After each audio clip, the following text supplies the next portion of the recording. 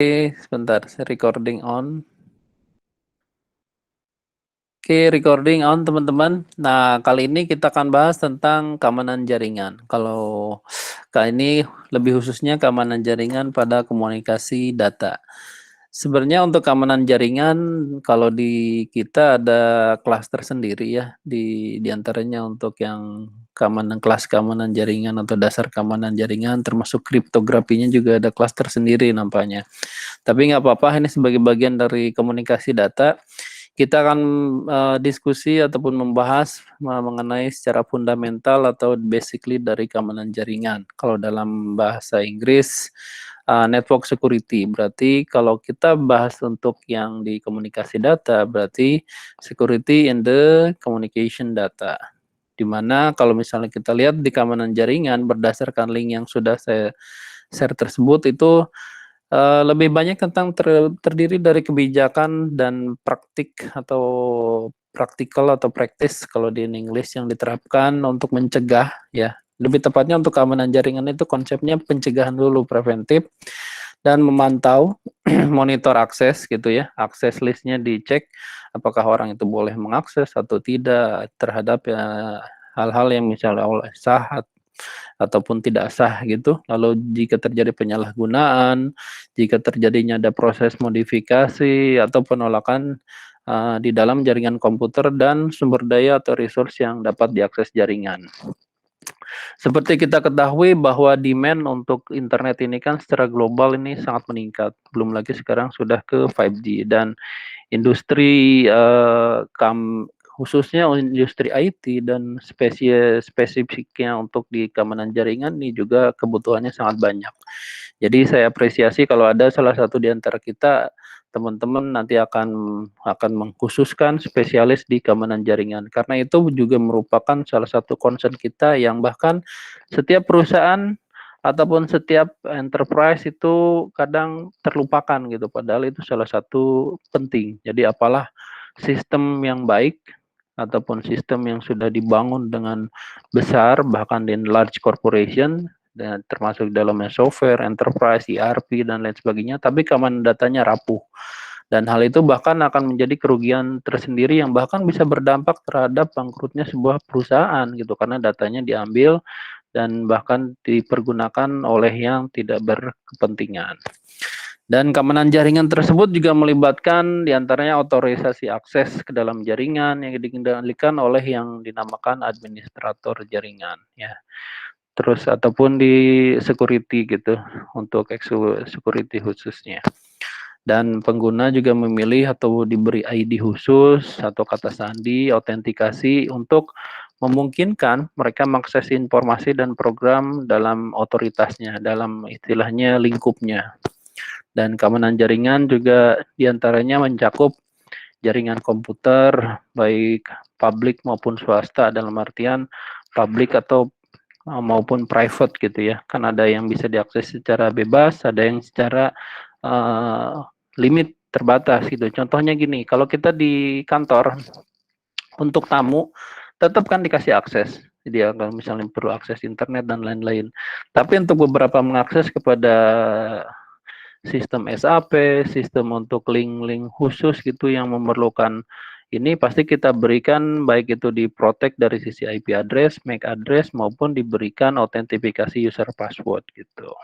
Termasuk dalam komputer. Bahkan untuk saat ini kalau di dalam dengan meningkatnya tren remote work ya dengan sekarang kan dengan kondisi pandemik bahkan untuk keamanan data untuk mengakses ke jaringan di kantor kita menggunakan istilahnya ada VPN atau Virtual Private Network. Jadi itu untuk mengamankan data di jaringan kita dari akses publik agar tidak dengan mudah begitu saja diakses oleh orang-orang yang tidak berkepentingan. Gitu. Terus keamanan jaringan juga terlibat dalam organisasi, perusahaan, dan lembaga yang saat ini ya tidak hanya 1-2 entitas saja, tapi semuanya harus concern terhadap keamanan jaringan tersebut.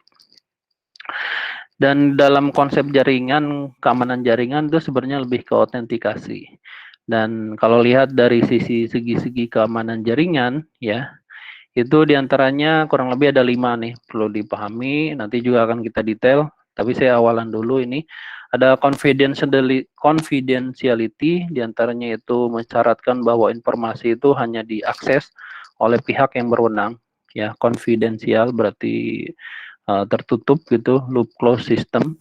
Lalu ada integrity, ya, di mana mensyaratkan bahwa informasi hanya dapat diubah ataupun dimodifikasi oleh yang memiliki wewenang ataupun yang diberi akses.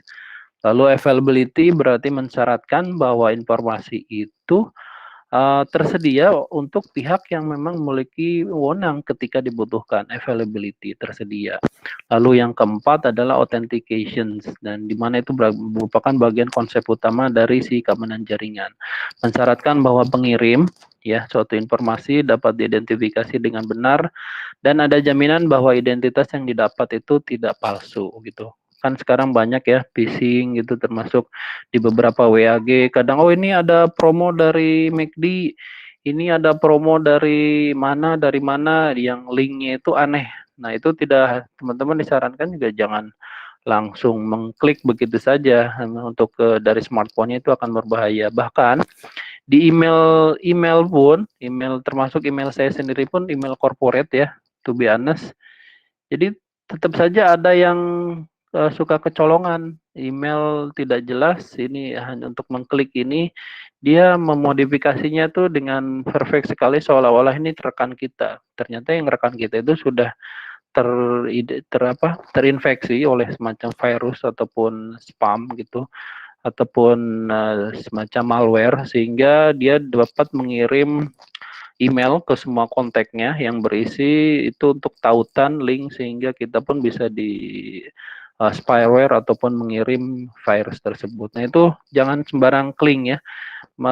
Contohnya kalau kita tidak pernah berhubungan ataupun tidak meminta file dari rekan kita tersebut, lalu tiba-tiba dia mengirim, jangan langsung diklik begitu saja, dilihat dulu, bahkan ditanyakan dulu ini file apa, karena kita tidak pernah komunikasi dengan dia sebelumnya, ataupun tidak ada koordinasi perihal itu yang berhubungan dengan pekerjaan gitu. Terus selanjutnya adalah non-repudiation. Non-repudiation berarti mensyaratkan, yang kelima itu, bahwa pengirim maupun penerima informasi tidak dapat menyangkal pengiriman dan penerimaan pesan. Ini penting ya, apalagi dengan finance atau fintech sekarang. Ini tidak, proses penyangkalan ini penting, bahwa kalau kita sudah transfer ini ada buktinya juga, proven. Bahkan bukti berupa data screenshot juga sekarang sangat banyak dipergunakan, apalagi dengan kita sosial media, terus juga di istilahnya sebagai bukti-bukti evidence. Dengan adanya UU ITE juga sangat sensitif gitu untuk yang proses reputation itu. Adapun kalau untuk kategori-kategori serangan, kalau yang tadi ini segi-segi keamanan, kategori serangan ini diambil dari William Stelling, itu kurang lebih ada 4 secara common ya, secara umumnya itu ada interruptions, itu proses sistem diserang sehingga tidak tersedia atau tidak dipakai oleh yang berwenang. Lalu yang kedua interception, dari namanya saja itu berarti suatu pihak yang tidak berwenang, dan namanya juga interception berarti dia mengisi atau menintercept di tengah-tengah untuk mendapatkan akses pada suatu komunikasi gitu. Lalu ada modifications. Nah, dari namanya saja berarti modifikasi nih. Berarti pihak yang tidak berwenang tersebut melakukan perubahan terhadap suatu aset dari data ataupun komunikasinya yang sedang terjadi gitu. Yang terakhir adalah fabrications, ya. Dari namanya itu terlihat bahwa suatu pihak itu yang tidak berwenang menyisipkan objek palsu ke dalam sistem. Itu proses fabrication, dan seolah-olah dimodifikasi. Kembali lagi yang poin 3 itu, seolah-olah dia betul valid dari official, padahal itu sebenarnya palsu gitu. Itu untuk yang kategori serangan menurut William Stelling. Kita lanjut ya ke yang slide ini. Jadi pendahuluannya, keamanan merupakan salah satu aspek terpenting dalam sistem komunikasi, khususnya komunikasi data saat ini. Lalu kemampuan untuk mengakses data dan informasi dengan cepat dan akurat juga sekarang merupakan sudah menjadi kebutuhan utama. Bahkan teman-teman login ataupun ikut join di meeting room ataupun online e-learning ini pun kan tetap harus mendapatkan approval dari saya dulu untuk ikut join ke dalam. Nah, itu merupakan bagian dari autentikasi atau keamanan data juga gitu. Selanjutnya adalah kemajuan sistem komunikasi sangat memiliki banyak keuntungan. Nah, banyak sekali benefitnya, beneficialnya, dan walaupun juga ada beberapa aspek negatifnya katanya. Di antaranya yang tadi sudah disebutkan, ada pencurian, penipuan, penyadapan komunikasi, bahkan yang kemarin kita pernah bahas itu jamming ya, komunikasi dan lain sebagainya. Untuk hal tersebut di atas, terus ini yang ini nih, dibutuhkan sebuah metode atau cara untuk meminimalisir ya. Yang kita bisa concern adalah meminimalisir. Minimalisir berarti minimize, walaupun tidak menutup kemungkinan kita bisa avoid. Tapi untuk proses avoid itu bahkan Six Sigma saja yang full itu tidak langsung 100%. Dia bisa menjamin quality suatu produk itu sampai 99,9%. Sehingga ada potensial fraud-nya ataupun failure-nya di 0,1% tersebut. Sehingga ini bisa dikategorikan, dimaksudkan ke minimalisir hal negatif tersebut pada bidang komunikasi data dan informasi. Selanjutnya adalah salah satu solusi untuk bidang keamanan komputer ya, di mana itu contohnya bidang ilmu kriptografi yang tadi dibahas ada di khusus di satu perkuliahan atau satu kelas itu. Kalau teman-teman ada yang concern boleh ngambil kelas tersebut. Sedikit bocoran bahwa nanti ada di kurikulum mungkin semester depan atau beberapa semester lagi. Kemarin saya ikut di meeting dengan para akademis di Mercu Buana bahwa nanti akan ada kurikulum merdeka katanya. Jadi teman-teman pun dari informatika bisa mengambil mata kuliah di fakultas lain tuh, ada dari fakultas ekonomi atau dari fakultas desain. Nanti kalau yang suka misalnya akan concern di UX, sorry ini out of topic dulu, untuk desain UX atau untuk desain itu bisa langsung belajar di kelas atau fakultas desain Mercu Buana atau dari fakultas mungkin arsitektur Mercu Buana, bisa ngambil dari sana. Atau bahkan teman-teman yang senang digital e-commerce bisa langsung belajar konseptual economical mikro dan makro di kelas fakultas ekonomi Mercu Buana. Nah itu bisa nih nanti di kelas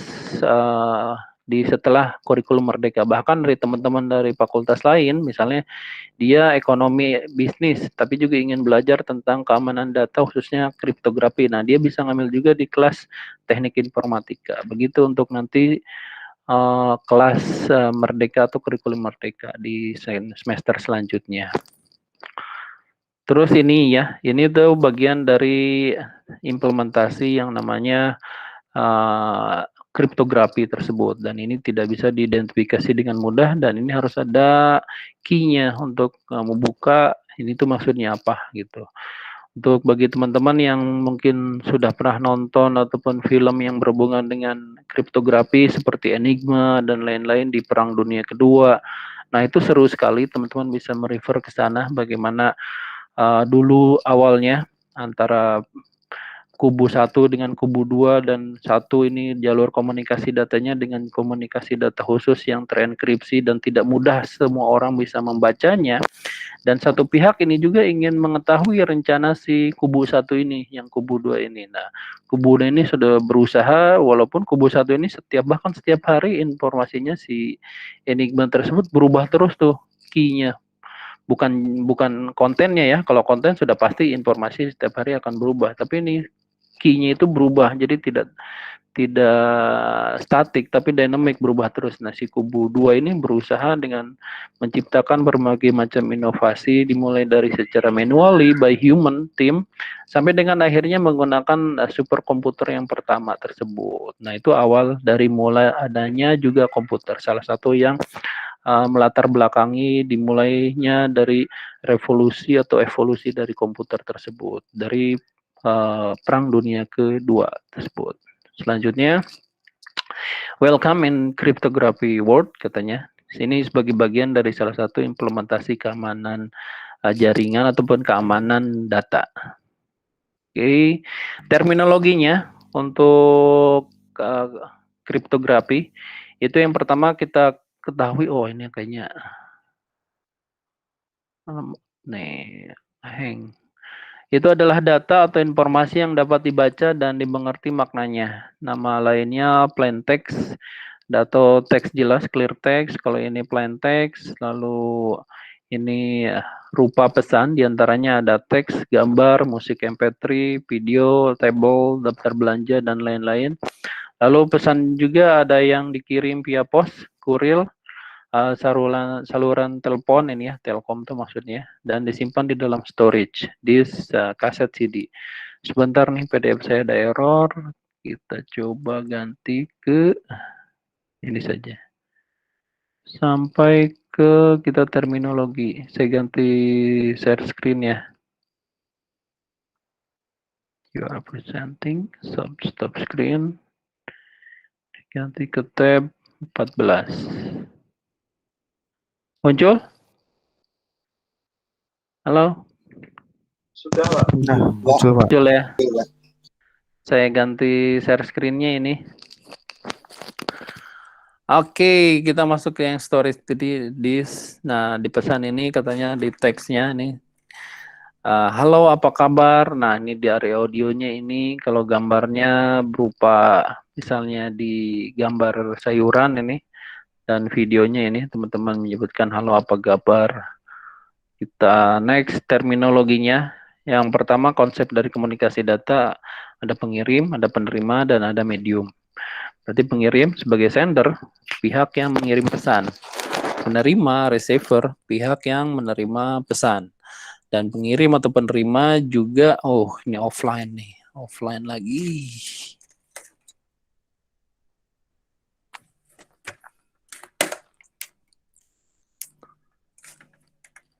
Halo, tes. Aman, Pak. Offline lagi tadi saya, sempat hilang ya. Ini ada tulisan offline, Pak. Wah, nih bentar, saya sambil ngaktifin terminal untuk mengecek koneksi.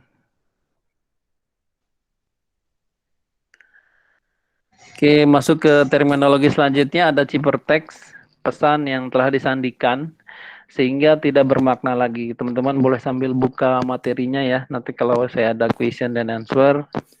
Terus kalau ada yang mau bertanya dimasukin di chat box saja. Nanti kalau tanya di sana kita bahas di akhir sesi ini. Tujuannya adalah agar pesan tidak dapat dibaca oleh pihak yang tidak berhak atau tidak berkepentingan, tidak berwenang, dan lain sebagainya. Nama lainnya adalah kriptogram. Ciphertext juga harus dapat dikembalikan menjadi plain text semula. Nah, ini ya. Dikembalikan lagi ke semulanya pakai key.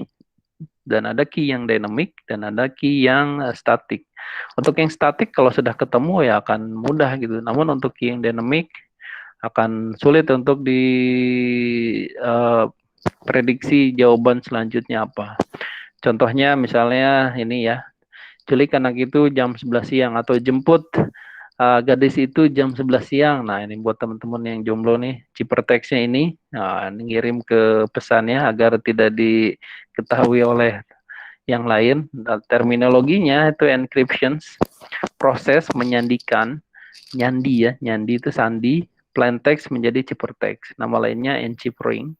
Dan deskripsinya, dekripsi, ini bukan deskripsi, tapi dekripsi atau decryption.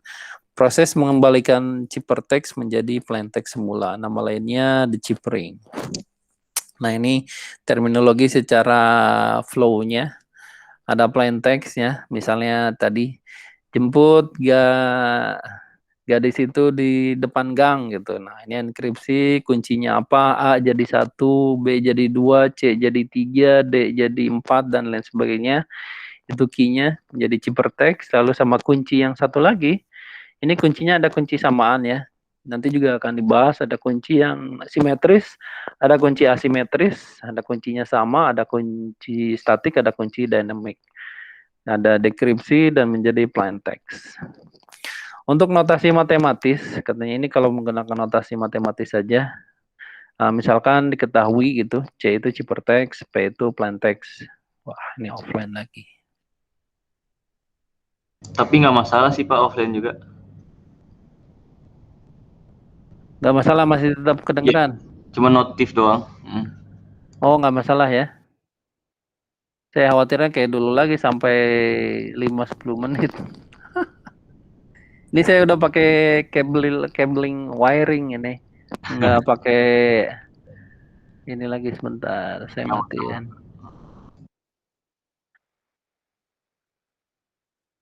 Terus oke, kita next ke fungsi dekripsi D memetakan C ke P. Fungsi enkripsi harus memenuhi sifatnya D, di mana E, P ini yang plain text nih menjadi P yang sudah di plain text menjadi kembali gitu intinya ya. Jadi si C ini ciphertext, E ini proses enkripsi. Kurang lebih seperti itu.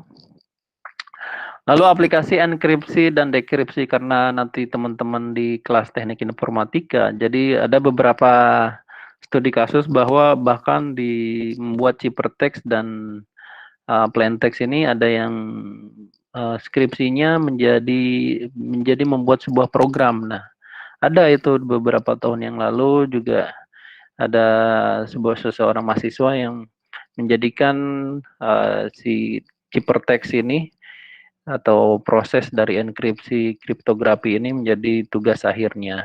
Dan itu tidak menutup kemungkinan teman-teman juga boleh dan diadopsikan dengan saat ini misalnya menggunakan RSA ataupun menggunakan teknik enkripsi lainnya. Source code-nya juga sudah banyak kok, dan pastikan teman-teman tidak hanya plug. Kalau tugas akhir itu tidak plug langsung ini membuat ini hasilnya seperti ini gitu, ini output, ini input. Tidak, teman-teman juga buat juga, tambahkan ini analisanya, lalu performansinya seperti apa, speednya seperti apa, membutuhkan limitation bandwidth-nya apa, apakah bisa running di cloud ataupun internet dan online, karena sekarang kan orang concern pasti fungsi mobilitas. Nah, itu pasti akan lebih menarik untuk dijadikan tugas akhir topik teman-teman gitu. Kalau mau ngambil si kriptografi ini menjadi salah satu tugas akhir. Untuk aplikasi enkripsi ada data encryption on motion ya. Untuk saluran komunikasi juga ada data di dalam disk storage. Kalau ini offline berarti data encryption at rest atau offline. Ada selanjutnya sinyal yang ditransmisikan dalam percakapan dengan handphone atau smartphone. Nomor PIN kartu ATM yang ditransmisikan dari mesin ATM ke komputer bank. Juga nomor PIN kartu kredit. Nah, sekarang kan semua kartu kredit yang sudah memiliki chip bahkan ya. Pada transaksi e-commerce di internet juga nanti bahkan ada autentifikasinya masuk ke SMS kita. Berupa OTP tersebut, one time password-nya untuk memvalidasi transaksi kita tersebut. Lalu ada juga siaran televisi berbayar, pay TV. Jadi channel kabel TV itu juga ada pay TV-nya kalau kita mau upgrade secara parsial, tidak seluruhnya per bundling paket, juga kita bisa berbayar langsung.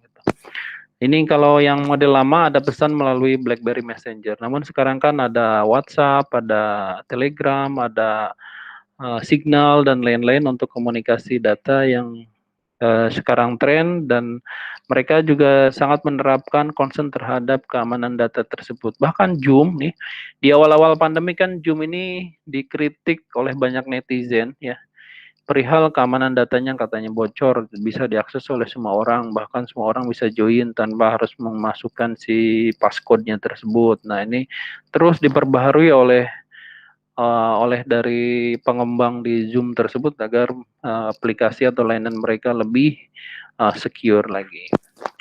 Lalu selanjutnya ada data encryption address, ini data dokumen dalam teks. Contohnya ini ya, ketika saya berjalan-jalan di pantai katanya saya menemukan banyak sekali kepiting. Nah, ini ciphertextnya kurang lebih seperti ini.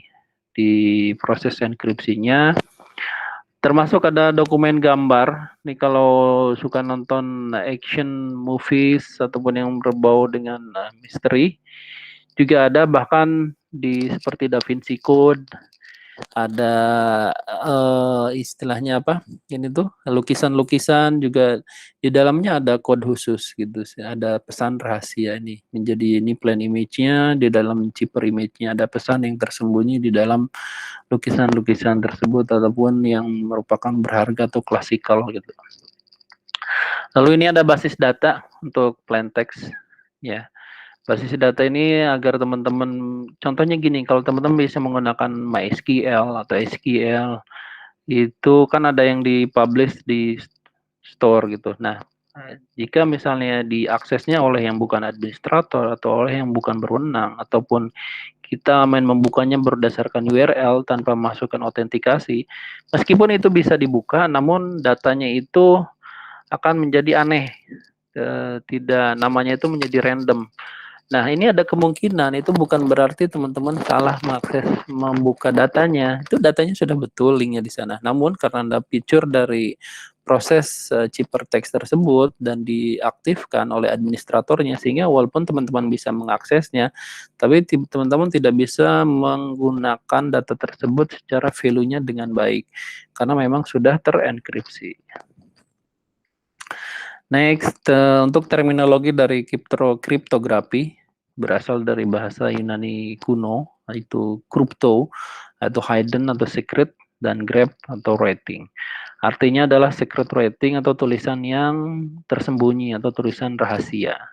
Dan ini kalau definisi lamanya, kriptografi adalah ilmu dan seni untuk menjaga kerahasiaan pesan dengan cara menyandikannya atau mengkodekannya, mensandikannya ke dalam bentuk yang tidak dapat dimengerti lagi maknanya oleh orang awam atau orang-orang umum yang tidak memiliki key-nya. Selanjutnya ada terminologi yang makin berkembang sedemikian rupa sehingga tidak lagi sebatas mengenkripsi pesan, tetapi juga memberikan aspek keamanan yang lain. Lalu selanjutnya ada definisi yang baru, katanya ilmu dan seni, ini science dan art untuk menjaga keamanan pesan. Jadi ini merupakan bagian dari seni gitu. Art and science to keep message securely gitu. Lalu terminologi selanjutnya ada cipher ya, aturan dalam enciphering dan deciphering atau fungsi matematika yang digunakan untuk enkripsi dan dekripsi pesan. Secara itunya notifikasinya ada di atas ya. Untuk terminologi secara fungsi matematikanya nanti tinggal dimasukkan saja angka-angka dan kodenya tersebut. Untuk terminologi cipher itu tidak sama dengan code katanya. Karena kalau kode itu mempunyai sejarah tersendiri dalam kriptografi. Contohnya kapal api datang, kodenya hutan bakau hancur. Lalu kapal api datang, nih kodenya akan berubah nih. Kode dalam artian kode yang sudah dirubah tersebut gitu dari pesan aslinya.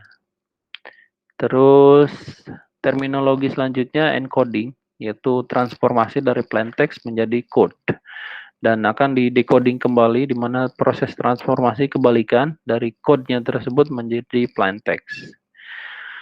Codebook atau buku kode itu semacam library, dokumen yang disiapkan untuk mengimplementasikan suatu code. Dan buku kode terdiri dari table lookup table untuk encoding dan decoding. Berbicara tentang code ini, teman-teman salah satu mungkin diantaranya ada yang sebagai software engineering juga atau developer. Dan di dalam developer secara tidak disadari bahwa sebenarnya kita mengakses suatu modeling bahasa gitu, yang kode-kode tersebut untuk mendesain sesuatu atau membangun sesuatu, dan itu akan merefer ke library dia. Setelah merefer library dia, lalu kita compile menjadi suatu program gitu. Jadi awalnya memang itu dideskripsikan menjadi kode-kode sistem mesin atau sistem komputer, tapi dibahasakan menjadi seminimal mungkin, seefisien mungkin, seefektif mungkin agar itu bisa dibangun oleh manusia ataupun oleh programmer. Itu adalah kode-kode tersebut. Selanjutnya adalah terminologi atau cryptanalysis-nya. Cryptanalysis ilmu dan seni untuk memecahkan dari ciphertext menjadi plain text. Ingat ciphertext. Ciphertext berarti yang sudah tidak bisa mudah dibaca. Menjadi plain text berarti menjadi sesuatu yang mudah dibaca tanpa mengetahui kunci yang digunakan. Nah, dulu di yang film Enigma itu adalah merupakan kumpulan dari tim kriptanalis tersebut. Dan perancang algoritma kriptografi dinamakan dengan kriptografer. Nah, mungkin si istilahnya apa? Yang kubu satu itu Kalau yang di film itu mungkin di yang pihak si Rusianya ataupun yang kubu satunya itu sebagai kriptografernya, sedangkan orang yang mau menjailbreak ataupun membobolnya itu dari yang kubu 2 dia sebagai kriptanalis tanpa mengetahui kuncinya. Dan kriptanalis juga merupakan lawan dari kriptografi.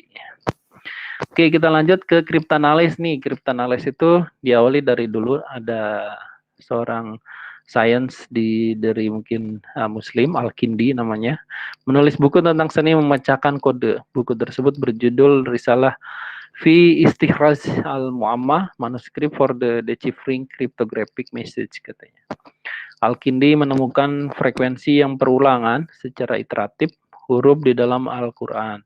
Teknik yang digunakan Al-Kindi kelak dinamakan analisis frekuensi, yaitu teknik untuk memecahkan ciphertext berdasarkan frekuensi kemunculan karakter dalam pesan. Ini kriptanalisnya dicoba diterjemahkan oleh Al-Kindi tersebut. Untuk lebih jelasnya teman-teman bisa di googling mengenai ini ya, Manuscript for the Deciphering Cryptographic Message oleh Al-Kindi. Oke, ini layanan yang disediakan oleh kriptografi. Nah, kayak ini beda lagi ceritanya nih. Kalau sering nonton film-film koboi gitu ya. Ini kan dulu pesan-pesan itu oleh orang Indi gitu ya, oleh orang pribumi dari Amerika gitu. Dia mengirim pesannya lewat si cloud tersebut atau awan atau asap. Nah, ini di asapnya itu juga memiliki beberapa makna. Nah, itu hanya biasa dibaca oleh yang pihak yang satu lagi ini, yang si ini. Kalau yang ini di tengah-tengah, misalnya nih orang koboinya itu, wah nih nggak tahu nih apa yang sedang dikirim pesan. Dan yang dia tahu ini hanya awan-awan saja dibakar oleh seseorang gitu. Makanya ini disebut bagian dari confidentiality atau layanan yang digunakan untuk menjaga isi pesan dari siapapun yang tidak berhak untuk membacanya. Selanjutnya adalah integritas data, data integrity. Nah, kalau data integrity diilustrasikan ini nih, ada dua orang, si Indian satu dengan Indian yang kedua, gitu dia mengirim makna dan ini dimanipulasi nih yang tadinya awalnya hanya berupa kecil-kecil ditambah lagi dengan dia secara random ataupun secara tertentu sehingga maknanya akan berubah yang dibaca oleh si orang yang paling kanan ini. Oh, maksud dia tuh temui saya di misalnya di rumah makan, awalnya inginnya temui saya di hutan. Ini dia bacanya temui saya di rumah makan. Nah, ini akan berbeda maknanya, kurang lebih segitu. Dan pertanyaannya adalah, apakah pesan yang diterima masih asli atau tidak, atau sudah mengalami perubahan modifikasi tersebut. Lalu layanan yang disediakan kriptografi selanjutnya dalam gambar ini adalah autentikasi. Nah, kalau di autentikasi ini, contoh gambarnya adalah si orang ini yang pertama yang mengirimkan asap. Lalu asap ini diperbaharui oleh ini, sedangkan ini dia modifikasinya mengklaimnya bahwa dia yang mengirim pesan tersebut dibaca oleh ini. Sehingga ini juga akan berdampak terhadap perubahan dari si datanya tersebut gitu, dari informasi yang disampaikan. Dan kalau lihat di sini dari definisinya, authentication adalah layanan untuk mengidentifikasi kebenaran pihak-pihak yang berkomunikasi atau user authentication dan untuk mengidentifikasi kebenaran sumber pesan atau data origin authentication tersebut. Betul nggak dari sumbernya si A, tapi ternyata ada yang diklaim nih sama yang di tengah tersebut. Jadi akan ada perubahan. Makanya si ini juga harus cross check gitu. Namun kalau zaman dulu kan cross check ini harus melewati 2 gunung ya, akan sedikit repot. Terus selanjutnya ada layanan yang disediakan. Oh ya, perihal tadi saya bicara tentang sedikit repot. Kurang lebih jika kita akan menambahkan semakin secure suatu sistem atau suatu software, biasanya juga kita akan merasakan akan lebih rigid, akan lebih repot terhadap sistem atau software tersebut. Tapi itu adalah bagian dari untuk melakukan namanya keamanan data di sistem tersebut. Kalau pengen mudah sih ya dibuka saja akses-aksesnya gitu. Bahkan kalau teman-teman misalnya buka email tuh, ada yang sudah save password kan, langsung buka Gmail, langsung buka langsung link. Tapi juga jangan dikira model seperti itu, bahkan mungkin saya sendiri pun menggunakannya. Jangan dikira bahwa model seperti itu adalah riskan, beresiko terhadap ada pihak lain yang tidak berhak untuk mengakses email kita, main ngebuka saja dan membaca seluruh isi email kita, itu yang merupakan dia tidak berwenang untuk hal tersebut. Nah, beda cerita kalau kita mengaktifkan setiap kali buka email dengan mengaktifkan ya autentikasi tersebut atau tidak save password, dan itu juga lebih aman dibanding yang pertama. Namun repotnya ya setiap kali kita mengakses harus user authentication tersebut. Selanjutnya adalah near penyangkalan nih, yang non-repudiations.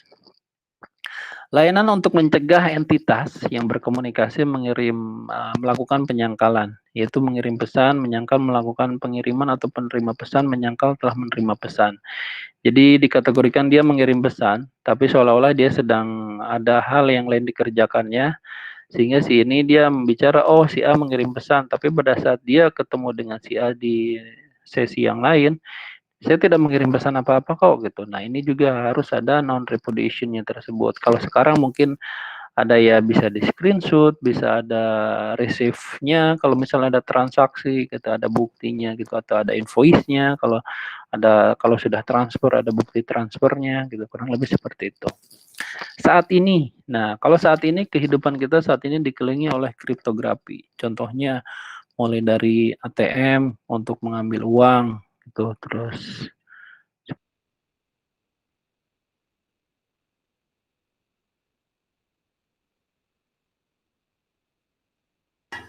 Halo Pak, Suaranya hilang, Pak. DC kan?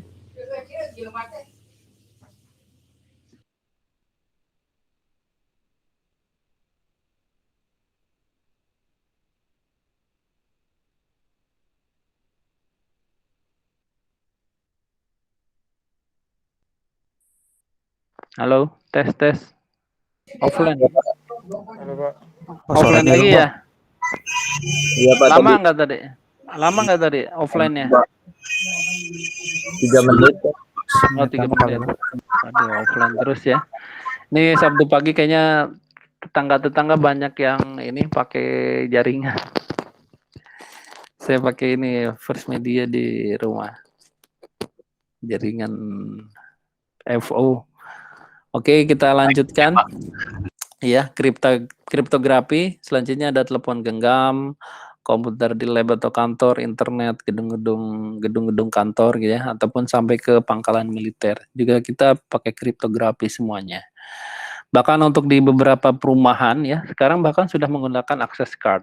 Jadi kalau dia bukan istilahnya apa? Bukan warga, dia harus mendrop ataupun menitipkan ID card-nya, baik itu KTP, SIM gitu, agar memastikan bahwa yang datang itu aman dan kembali lagi juga pada saat dia kembali lagi tidak terjadi apa-apa atau tidak keluhan dari warga untuk yang sudah mengakses perumahan tersebut yang bukan merupakan warganya. Dan itu sudah bagian dari keamanan data, keamanan informasi ya, terkhususnya itu keamanan di perumahan tersebut. Selanjutnya kriptografi atau kunci yang simetrik. Yang tadi sudah dibahas ya. Jadi kalau ini berarti simetrik key kriptografi berarti yang sama nih, kuncinya simetris atau kunci istilah lainnya kunci private, kunci rahasia. Algoritma kriptografinya disebut algoritma simetrik. Istilah lainnya adalah algoritma konvensional. Di gambar ini jelaskan bahwa plain text ataupun yang teks yang bisa dibaca dengan mudah oleh orang awam di proses enkripsi ini notifikasi matematikanya atau fungsi matematikanya ya, enkripsi atau K kunci private-nya dalam kurung plain text menjadi ciphertext. Diolah kembali, dikirim. Nah, ini masukin lagi kunci private-nya yang si K-nya tersebut, decrypt ya.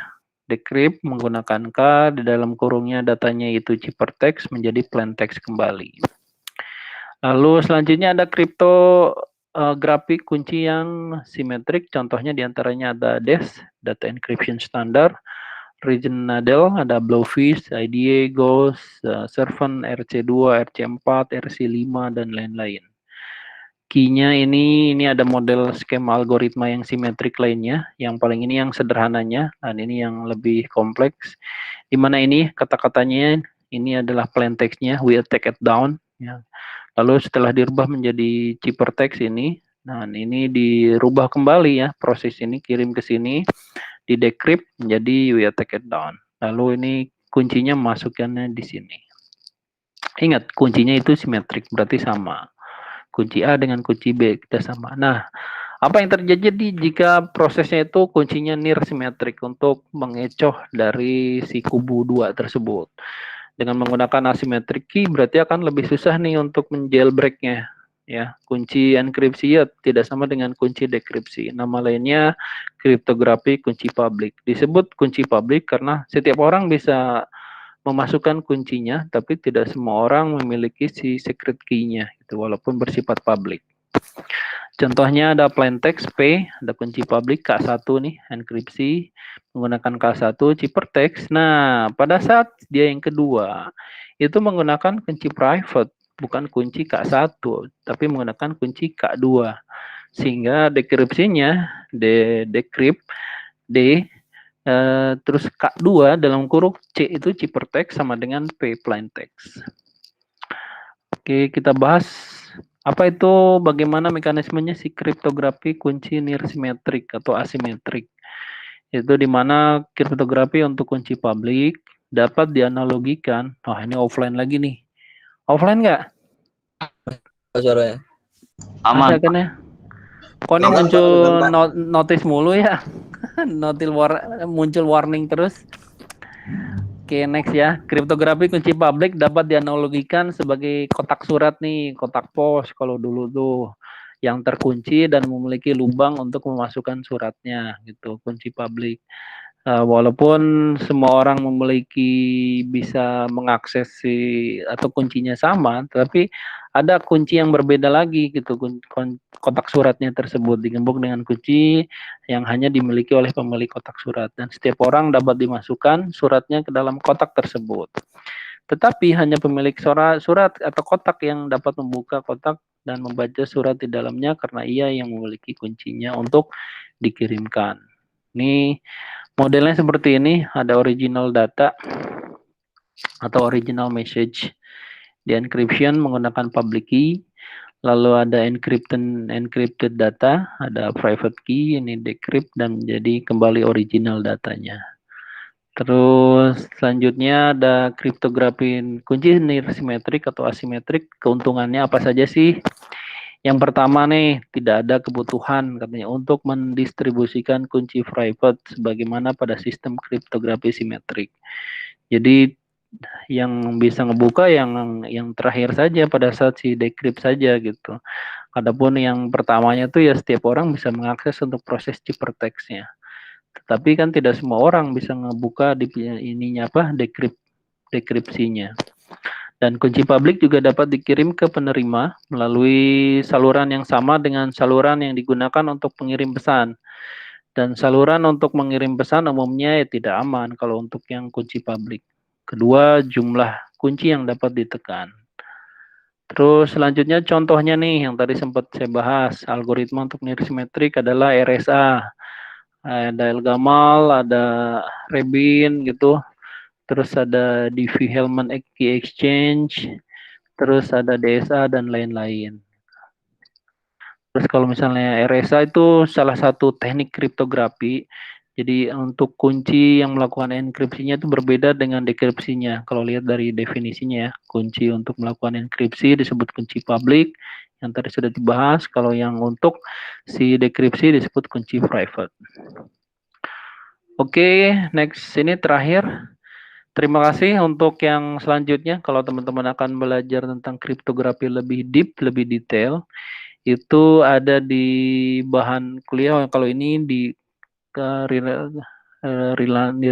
Rinaldi Munir, ini ada bukunya khusus tersendiri. Atau teman-teman bisa di kelas khusus kriptografi atau keamanan jaringan. Itu untuk pembahasan kali ini. Sebentar. Kita akan mulai question and answer. Saya recording off dulu ya. Stop dulu.